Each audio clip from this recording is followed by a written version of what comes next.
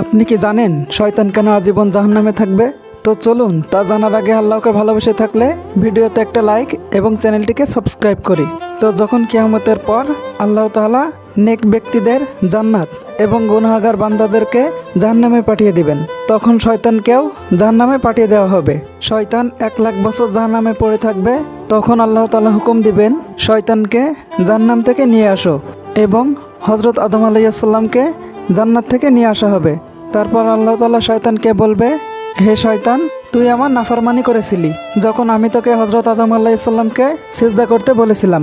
আজ হযরত আদম আলাইহিস সালাম তোর সামনে দাঁড়ানো, আজ যদি তুই তাকে সিজদা করিস তাহলে আমি তোকে ক্ষমা করে দিব।